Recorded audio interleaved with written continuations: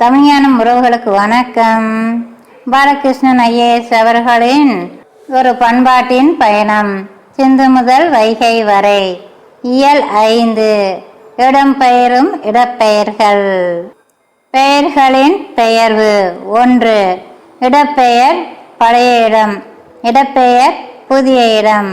அமெரிக்க நாட்டின் கலிபோர்னியா மாகாணத்தில் Westminster, Kensington, organza மாகாணத்தில் உள்ள இங்கிலாந்து, அலபாமில் உள்ள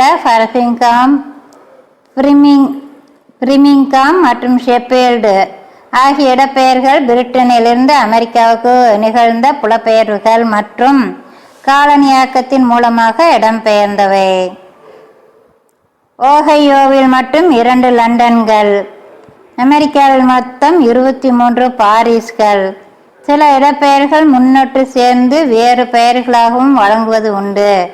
யார்க் என்ற பிரிட்டிஷ் இடப்பெயரோடு நியூ என்ற சொல் சேர்க்கப்பட்டு அது நியூயார்க் ஆகிவிடுகிறது. இதை போலவே ஆப்பிரிக்கர்கள் வலுக்கட்டாயமாக அமெரிக்காவுக்கு கொண்டு செல்லப்பட்ட போது அவர்கள் தங்களது தாய்மண்ணை நினைவாக ஆப்பிரிக்க பெயர்களையும் எடுத்து வந்தார்கள். இதன் விளைவாக லாஸ் ஏஞ்சல்ஸ் பகுதியில் லிட்டில் எத்தியோப்பியா என்ற இடமும், கலிபோர்னியாவில் லிட்டில் ஆடிஸ் என்ற இடம் பெயரும் உள்ளன. கெய்ரோ என்ற இடப்பெயர் அமெரிக்காவில் 20க்கும் மேல், லக்சர், சூயஸ், கார்ட்டூம் போன்ற பல ஆப்பிரிக்க நாடுகளின் பெயர்கள் உள்ளன. கலிபோர்னியாவில் எத்தியோப்பிய நாட்டை பூர்வீகமாக கொண்ட மக்கள் தொகை குறிப்பிடத்தக்க அளவில் இருக்கிறது என்பதையும், லிட்டில் ஆடிஸ் என்பது எத்தியோப்பியாவின் தலைநகரான ஆடிஸ் அபாபாவை மனதில் வைத்து சூட்டப்பட்ட பெயர் என்பதையும் நினைவில் கொள்ள வேண்டும். ஸ்பானிய குடியேற்றத்துக்கு சாட்சியாக Los Angeles, Las Vegas, Madrid, Palo Alto, Mercedes ஆகிய இடப்பெயர்கள் உள்ளன. தென் அமெரிக்க நாடான சுரினாம் டச்சுக்காரர்களின் காலனியாக்கத்தில் இருந்தது. அதன் விளைவாக சுரினாமில் நியூ ஆம்ஸ்டர்டாம் என்ற ஒரு இடப்பெயர் இருக்கிறது. ஆம்ஸ்டர்டாம் நெதர்லாந்தின் தலைநகரமாகும். இதை போலவே ஆப்பிரிக்க மக்களின் புலப்பெயர்வால் தென் அமெரிக்காவில் ஆப்பிரிக்கா, கயானா போன்ற பெயரில் ஊர்கள் உள்ளன. இங்கே ஒரு கண்டத்தின் பெயரே ஒரு ஊரின் பெயராக ஆகிவிடுகிறது. இதை போலவே கரிபியன் தீவுகளில் ஒன்றான டிரினிடாட் பகுதியில் சாண்டோ நாகோர் என்ற ஓர் இடப்பெயர் இருக்கிறது. இவ்விடப்பெயரின் காரணம் இந்தியாவின் ஒரு குறிப்பிட்ட பகுதியிலிருந்து மக்கள் புலம்பெயர்ந்து அங்கு செல்ல நேர்ந்தது என்ற வரலாற்று உண்மைதான். இதே போலவே இலங்கை யாழ்ப்பாணம் பகுதியில் உள்ள திருநெல்வேலியை தமிழ்நாட்டில் உள்ள திருநெல்வேலியுடன் ஒப்பிடலாம்.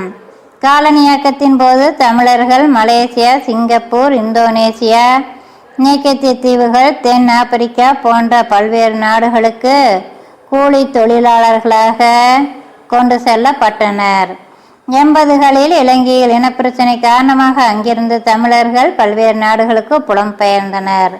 உலகமயமாக்கல் காரணமாக தமிழர்கள் பல நாடுகளுக்கு சென்று அங்கே ஐக்கியமாகி விட்டனர். புலம்பெயர் தமிழர்களின் எண்ணிக்கை உலக அளவில் வளர்ந்துள்ளது. பெயர்களின் பெயர்வு. 2. இடப்பெயர் வெர்சஸ் தனிமனித இயற்பெயர் அல்லது குடும்ப பெயர். உலகின் பல்வேறு பகுதிகளில் வழங்கப்படும் குடும்ப பெயர்கள் அல்லது பரம்பரை பெயர்களில் ஒரு பொதுத்தன்மை உண்டு. அவை ஒரு மனிதர் அல்லது அவரது குடும்பம் அல்லது அவரது சமூக குழுவினர் எந்த பகுதியை சேர்ந்தவர்கள் அல்லது எங்கிருந்து புலம்பெயர்ந்தவர்கள் என்பதை குறிப்பதாக அமையும். இவ்வாறு இடப்பெயரோடு குடும்ப பெயர் வழங்கப்படும் போது சில நேரங்களில் இடப்பெயருடன் சேர்ந்து இங்கிருந்து என்று பொருள்படும் சொல்லுடன் கூடி வருகிறது. எடுத்துக்காட்டாக ஆங்கிலத்தில் ஆஃப், பிரெஞ்சு அல்லது ஸ்பானிஷ் மொழியில் டிஇ, அரேபிய மொழியில் அல், ஏஎல் போன்ற பெயர் விகுதிகளை குறிப்பிடலாம். எடுத்துக்காட்டாக டி குஷ்மன் என்ற குடும்ப பெயர் குஷ்மனை சேர்ந்தவர் என்ற பொருள் கொண்டது. சில நேரங்களில் இத்தகைய விகுதிகள் இல்லாமலே குடும்ப பெயர்கள் அல்லது பரம்பரை பெயர்கள் அமைவது உண்டு.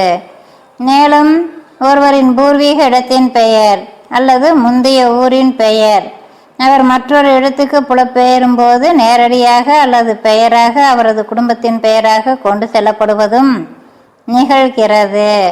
அங்க, கலிங்க, வங்க, கயா போன்ற பழங்கால இடப்பெயர்கள் தனி மனித பெயர்களாகவும் வழங்கப்படுகின்றன. தமிழ்நாட்டில் புழக்கத்தில் உள்ள பழனி, சிதம்பரம், ஏழுமலை போன்ற பெயர்கள் இடப்பெயராகவும் தனி மனிதர்களின் பெயராகவும் பயன்படுத்தப்படுகிறது.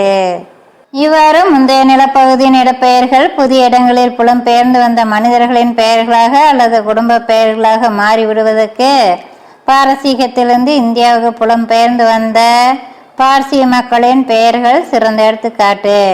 மேற்கு இந்தியாவில் பெரும்பாலும் மும்பையிலும் குஜராத்திலும் வசிக்கக்கூடிய பார்சி இன மக்கள் பாரசீகத்திலிருந்து கடல் வழியே குஜராத்தில் உள்ள நவ்ருசி என்ற இடத்துக்கு கப்பல்களில் வந்து குடியேறியதாக இம்மக்களிடையே ஒரு மேல் நினைவு உண்டு.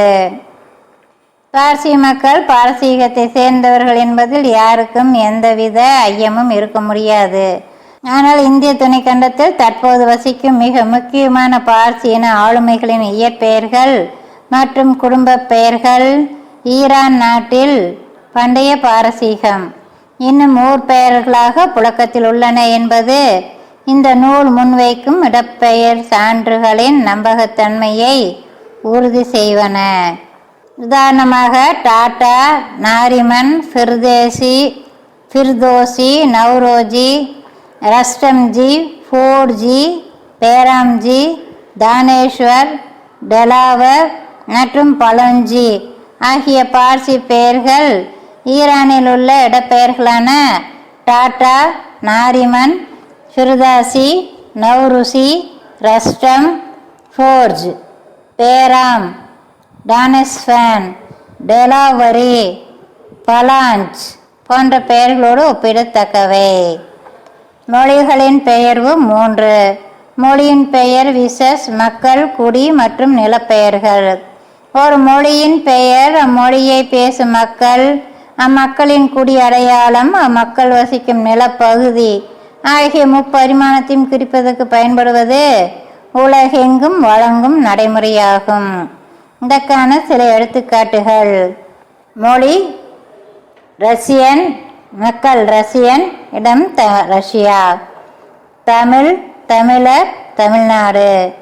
English, English, England. Brahui, Brahui, Brahui. இடப்பெயர் தரவுகள் அளிக்கும் புத்தொளி.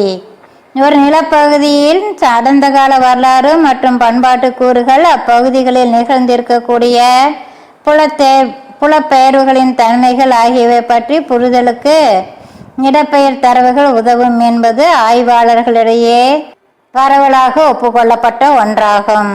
மானுடவியல் மற்றும் பண்பாட்டியல் ஆய்வுகளில் வரலாறு மற்றும் தொல்லியல் உதவுவது போல இடப்பெயரிலும் ஒரு கருவியாக உதவும் இடப்பெயரியலும் ஒரு கருவியாக உதவும் என்பது புரிந்து கொள்ளப்பட்டு இருக்கிறது. ஒரு குறிப்பிட்ட பண்பாட்டை பற்றி நம்பத்தகுந்த வரலாற்று ஆவணங்கள் கிடைக்கவில்லை என்ற சூழலில் அப்பண்பாடு பற்றிய புரிதலுக்கு தொல்லியலை மட்டுமே நம்ப வேண்டியிருக்கிறது. இந்நிலையில் இலக்கிய மற்றும் ஆவணப்பதிவு பெறாத பண்பாடுகள் பற்றி கூட அறிந்து கொள்வதற்கு இடப்பெயர் ஆய்வுகள் உதவுகின்றன. ஒரு குடியிருப்பின் தன்மை பற்றிய முக்கிய தரவுகளை இடப்பெயர்களின் முன்னொட்டுகளும் பின்னொட்டுகளும் அளிக்கின்றன. இடப்பெயர்களை முறைப்படி தெளிவான அணுகுமுறையோடு ஆய்வு செய்தால் தொல்லியல் தடயங்கள் கிடைக்க வாய்ப்பிருக்கும். பகுதிகள் பற்றி ஊகித்து அறியவும் முடியும். அதிலும் குறிப்பாக வரலாற்றுக்கு முற்பட்ட காலகட்டங்கள் தொடர்பான தொல்லியல் ஆய்வுகளில் இடப்பெயர்கள் பெரிதும் துணை புரியக்கூடும். இது பற்றி எஃப்.டி. வெயின்ரைட் பின்வருமாறு கூறுகிறார்: தொல்லியலில் காண கிடைக்காத தகவல்களையும் வரலாற்று ஆவணங்களில் பொதுவாக புறக்கணிக்கப்பட்ட அல்லது இருட்டடிப்பு செய்யப்பட்ட செய்திகளையும் இடப்பெயர்கள் ஒரு வகையில் தெரிவிக்கின்றன. குடியிருப்புகளின் அடர்த்தி, ஒரு குறிப்பிட்ட மொழி பேசப்பட்ட மக்களின் எல்லைகள், தோற்றம் மற்றும் தொடர்புகள் பற்றிய தகவல்கள், ஒரு சமூகத்தின் சமூகவியல் மற்றும் பொருளாதார சூழ்நிலைகள் பற்றியும் துல்லியமான தகவல்களை இடப்பெயர்கள் அளிக்கின்றன. இடப்பெயர் சான்று அடிப்படையில் ஒரு மொழியியல் சான்றாகும். ஆயினும் அவை அளிக்கும் செய்திகள் ஊடாக உணரத்தக்க அரசியல் மற்றும் சமூகவியல் தாக்கங்கள் சில நேரங்களில் தொல்லியல் தடயங்கள் தரும் புரிதல்களை விட கூர்மையானவையாக உள்ளன. ஒரு குறிப்பிட்ட பகுதியில் வாழ்ந்த மற்றும் வாழும் மக்களின் மொழி மற்றும் வட்டார வழக்குகள் பற்றிய நேரடியான தகவல்களை இடப்பெயர்களின் மூலம் அறிய முடியும் என்பதை வேயின்ரைட் வலியுறுத்துகிறார். இடப்பெயர்களின் மூலம் உய்த்துணரக்கூடிய மொழியியல் சாராத செய்திகளும் வரலாற்று தகவல்களும் ஊகத்தில் பரப்படுமே அன்றி நேரடியாக அல்ல என்பதையும் அவர் குறிப்பிடுகிறார். இங்கிலாந்து நாட்டின் பல்வேறு பகுதிகளிலும் இன்றும் கூட புழக்கத்தில் உள்ள ஆங்கிலோ சாக்சன், டானிஷ் மற்றும் செல்டிக் இடப்பெயர்கள் மிக விரிவாக ஆராயப்பட்டுள்ளன.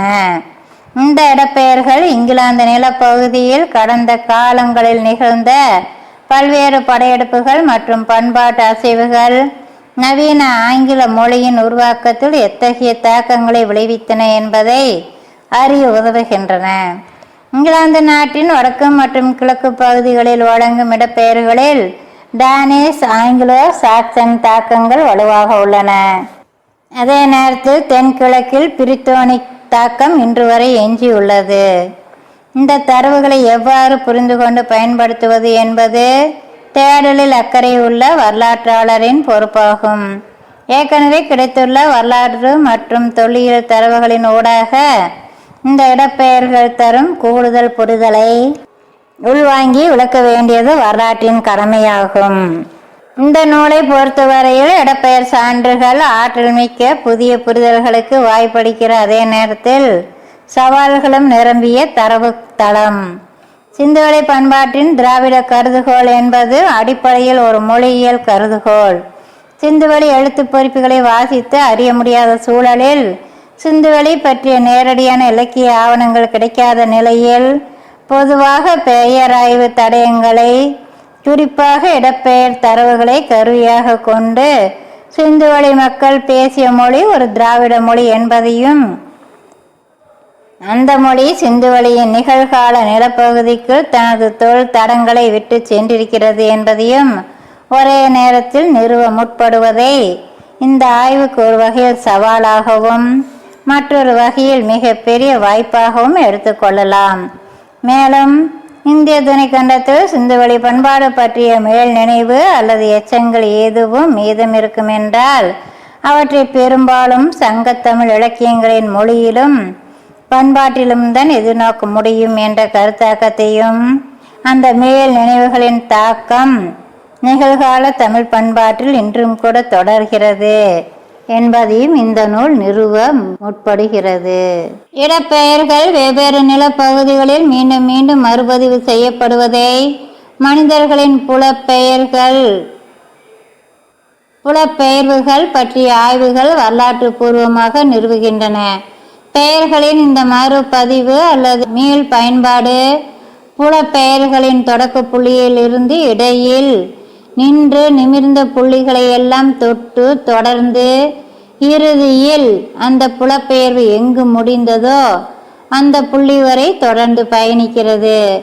புலப்பெயர்வுகளும் பெயர்வுகளும் ஒரு தொடர்கதைதான். ஒப்பீட்டு இடப்பெயர்கள், இடப்பெயர் கொத்துகளும் இடப்பெயர் வளாகமும் தொடரும். மீண்டும் சந்திப்போம். நன்றி நண்பர்களே.